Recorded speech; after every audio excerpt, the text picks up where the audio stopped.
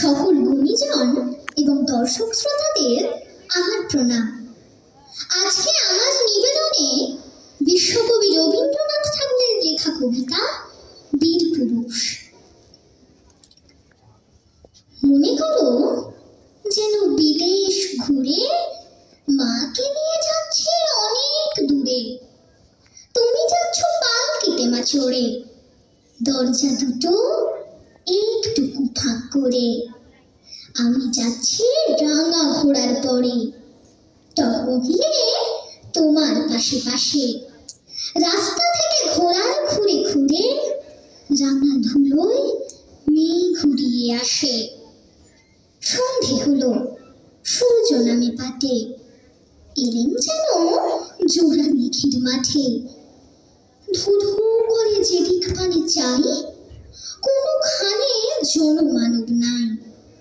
তুমি যেন আপন মনে তাই ভয় পেয়েছ, ভাবছ এলেন কোথা। আমি বলছি ভয় করো না মাগো, ওই দেখা যায় মরা নদীর সোতা।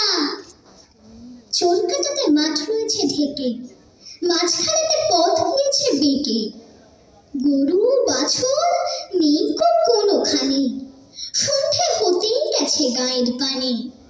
আমরা কোথায় যাচ্ছি কে তা জানে, অন্ধকারে দেখা যায় না ভালো।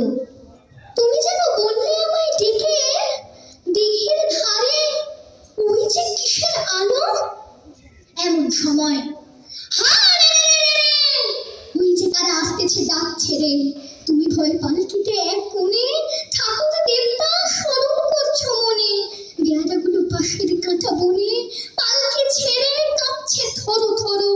আমি যেন তোমায় বলছি ডেকে, আমি আছি, ভয় পেল না করো। হাতে লাঠি, মাথায় ঝাপটা চুল, কানে তারের গোটা জবার ফুল। আমি বলি দাঁড়া, খবরদার, এক পা কাছে আসিস যদি আর, এই যে দেখ আমার তলোয়ার, টুকরো করে দেব তোদের সেরে। শুনে তারা লম্ফ দিয়ে উঠে চেঁচিয়ে উঠলো, তুমি বললে চাস রে খোকা ওরে। আমি বলি দেখো না চুপ করে। ছুটিয়ে ঘোড়া গেলেন তাদের মাঝে, ঢাল তলোয়ার ঝনঝনিয়ে বাজে। কি ভয়ানক লড়াই হলো মা, যে শুনে তোমার গায়ে দেবে কাঁটা। কত লোক যে পালিয়ে গেল ভয়ে, কত লোকের মাথা পুরল কাটা। এত লোকের সঙ্গে লড়াই করে ভাবছ খোকা গেলই বুঝি মরে। আমি তখন রক্ত মেখে ঘেমে বলছি এসে, লড়াই গেছে থেমে। তুমি শুনে পালকি থেকে নেমে চুমু খেয়ে নিচ্ছ আমায় কোলে।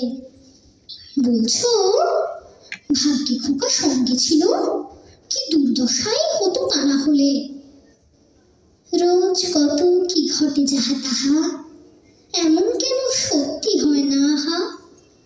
ঠিক যেন এক গল্প হতো তবে, শুনতো যারা অবাক হতো সবে। দাদা বলতো কেমন করে হবে, খোকার গায়ে অত কি জোর আছে। পাড়ার লোকে সবাই বলতো শুনে, ভাগ্যে খোকা ছিল মায়ের কাছে। নমস্কার। আমরা তিতাসের কণ্ঠে শুনে নিলাম বিশ্বকবি রবীন্দ্রনাথ ঠাকুরের বীরপুরুষ। অসংখ্য